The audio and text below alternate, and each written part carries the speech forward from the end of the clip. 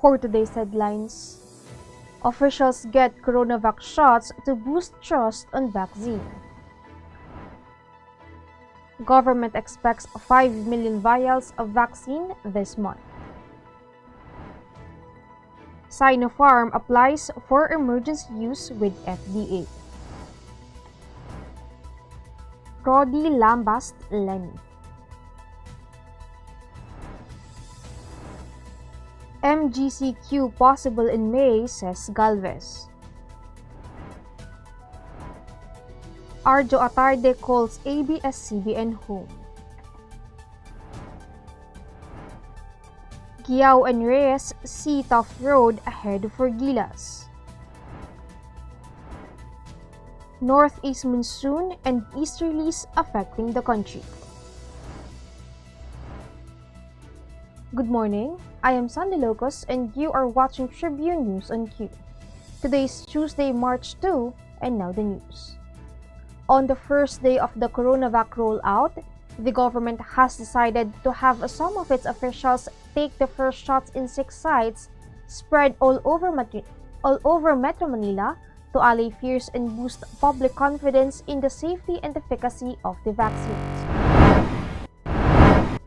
Among the government officials who took the first vaccine shots were vaccine czar Galvez, testing czar Vince Dizon, Dr. Eric Domingo of the Food and Drug Administration, Ben-Hur Abalos of the Metropolitan Manila Development Authority, and Dr. Gerardo Legazpi of the Philippine General Hospital. Aside from Galvez and Dizon, who both hold secretary positions in President Duterte's cabinet, no other members of the official family was inoculated yesterday. The chief executive, who is 75 years old and has comorbidities, also skipped the line pending a green light from his physician. Others who were administered shots were Health Assistant Secretary Elmer Punzalan and Dr. Alfonso Victorino Famaran Jr. of Dr. Jose N. Rodriguez Memorial Hospital. The government is eyeing to immunize 2 million health workers within the month as it expects the arrival of 5.1 million doses of coronavirus vaccines in the first quarter of the year. All medical workers need to be vaccinated as they are more at risk of contracting COVID-19. Vaccine Czar Secretary Carlito Galvez Jr. said in a press briefing at the PGH, where the government launched its COVID-19 vaccination program.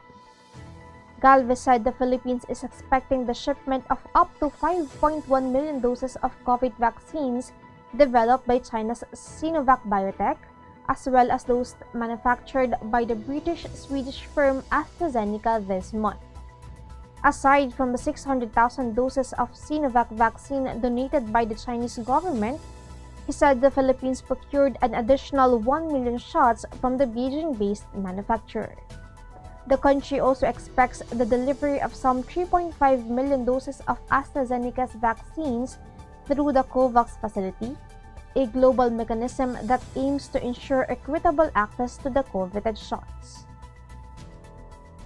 China-owned pharmaceutical company Sinopharm has applied for emergency use authorization from the Food and Drug Administration.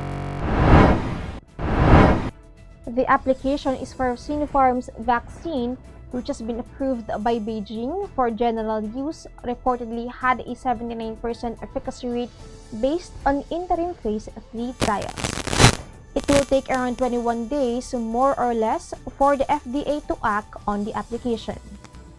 Sinopharm's vaccine was the jab administered last year to members of Presidential Security Group, which caught the FDA by surprise and enraged the public. Countries like the United Arab Emirates, Pakistan, Peru, Hungary, and Morocco have authorized Sinopharm's vaccine for emergency use. So far, only COVID-19 vaccines from Pfizer-BioNTech, AstraZeneca, and Sinovac have received an EUA in the Philippines. Tribune News on Q will be back after these reminders.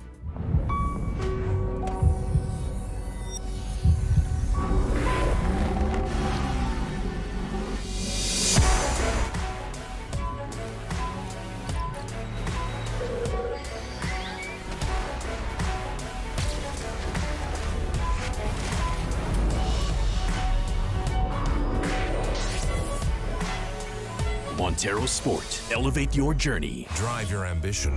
Mitsubishi Motors. Iba ng panahon, ang dami ng bago ngayon. Pati ang mundo natin, well, nagbago na rin. Buti ang bayan, bigger, better na. You can buy it sa centers, pati sa mga partners, may online pa at app. You can buy it with your fingers, still don't remittance and more. Online shopping, you can buy it all. Di magpadala, you can buy it all. Anumang pera transaction, you can buy it all. Sabayan ang pagbabago ng mundo for all your pera transactions, all new Bayad.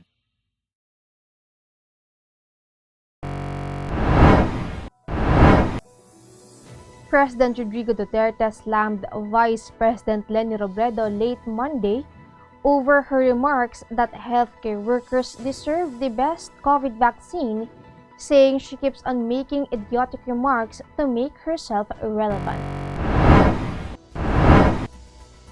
Seething at Robredo's insinuation that his administration has brought in from China an inferior jab, the president said he's ready to give Robredo money so she can get a basket and purchase the coronavirus vaccines herself. Duterte also described Robredo as having a devilish mind for insinuating that he has already been vaccinated. Robredo has backed the call made by some doctors to have the China-made vaccine undergo an evaluation by the Health Technology Assessment Council or HTAC before administering it to healthcare workers. Duterte blasted Robredo for making it appear that HTAC's recommendation is mandatory before a vaccine can be used. Presidential spokesman Harry Roque maintained that HTAC's go signal is not needed, as stated under the Universal Healthcare Law, which he authored during the 17th Congress. The Philippines might shift into modified general community quarantine in May if the government's vaccination program goes as planned, Vaccine Czar Secretary Carlito Galvez Jr. said on Monday. Galvez, during a symbolic vaccination activity in a COVID-19 dedicated hospital, said the country may ease restrictions and resume classroom meetings as early as the second quarter of the year should the vaccination drive goes smoothly. President Duterte said he is considering placing the entire country under MGCQ once the country has a stockpile of enough vaccine doses. Galvez said that in May, the purchased AstraZeneca and Novavax vaccines will arrive, aside from 6.5 million doses promised by COVAX. The chief executive earlier rejected the proposal of his economic managers to put the entire country under MGCQ this month. With his decision, pandemic epicenter Metro Manila remains under general community quarantine, its quarantine classification since June, except for a 2-week modified enhanced community quarantine in August. In showbiz, Arjo Atayde has revealed his reason for sticking with ABS-CBN after the TV network failed to renew its license from Congress. Atayde said ABS-CBN is his home and he did not want to be elsewhere. He renewed his ABS-CBN contract along with Gary Valenciano, Maymay Entrata, Edward Barber, Francine Diaz, and Donnie Pangilinan. Prior to the contract renewal, Arjo appeared on fellow Kapamilya talent Enchong D's vlog, where he also expressed gratitude to ABS-CBN for taking care of him and his fellow artists. The 30-year-old won Best Actor in a Leading Role at the 3rd Asian Academy Creative Awards in 2020 for the I Want and Dreamscape series Bagman. Meanwhile, he hinted that he may have doing a film tribute to the late legendary Filipino actor Ed Garcia to be released in April. We will be back. Stay with us. Araneta City, home to the country's first indoor shopping mall, the world's original Thrilla, and the first ever Bini Bini pageant. Now a place for your first win, your first catch, your first home, your first big break, your first date, and even your first love. Araneta City, the city of firsts.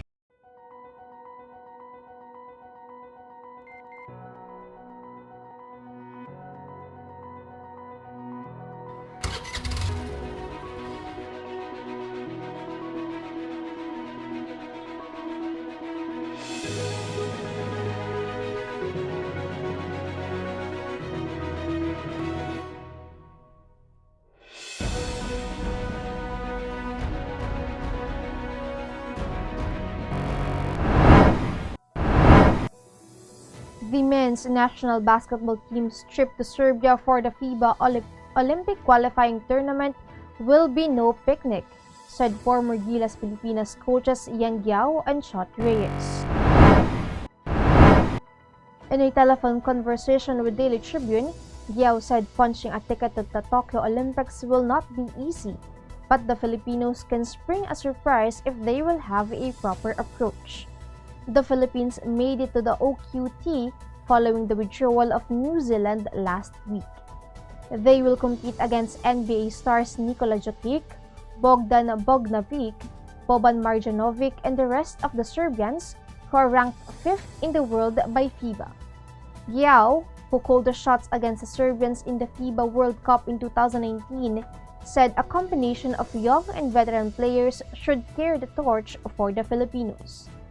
Aside from Serbia, they will also collide with Dominican Republic, a country that can be filled NBA stars Al Horford and Karl Anthony Towns if it wants to compete at full strength.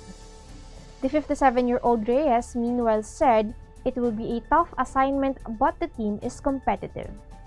Reyes saw action against elite teams like Croatia, Puerto Rico, Greece, and Argentina in the pool play of the 2014 FIBA World Championships in Spain.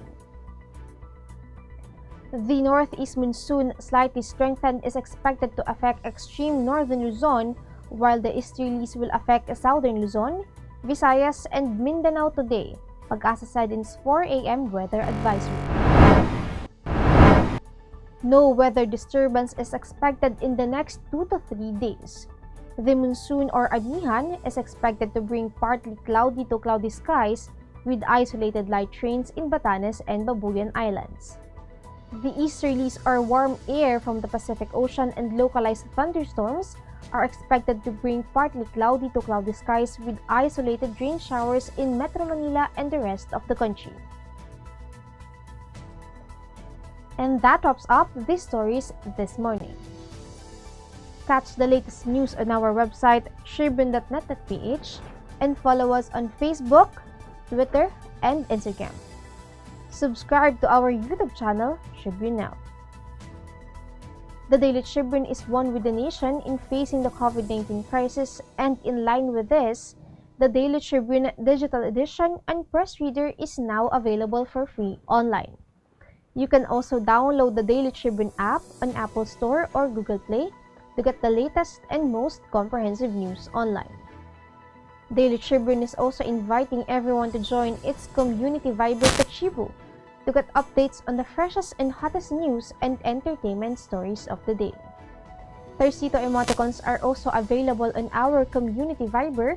Just visit the sticker store and search for Kachibu Community. And before we go, we would like to thank the SM Store and Araneta Center. Again, this is Sandy Locos and you're watching Tribune News on Q. Stay safe, stay healthy, and stay at home. Good morning and have a nice day. I am Elmer Navarro Manuel. Coronavirus case. I am Sandy Locos. Duterte, dadalo. Si Reyes Sanchez. Good morning, I am Vernon Velasco. Only government authorized to Magandang hapon.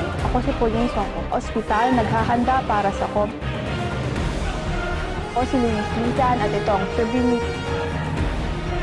Kay Ramsey may mensahe kay Andrew. Si Jomel Garner. At ito, Pagsali sa face-to-face prepare to define. COVID cases tumalo sa 7. Missed the chance to acquire 10. Luis Lisan. si Jomel Garner. O si Reyes Sanchez. Vernon Velasco. O si Pauline Soko. Sandy Locos. I am Elmer Navarro Manuel and this is Tribune News on Q.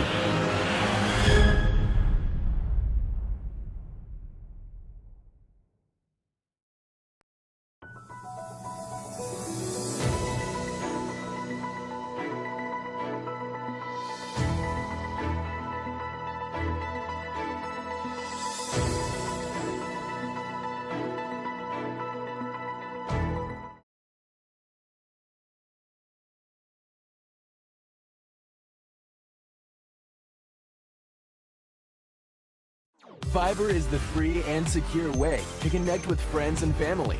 anywhere. Send messages and make phone and video calls for free. Download Viber now.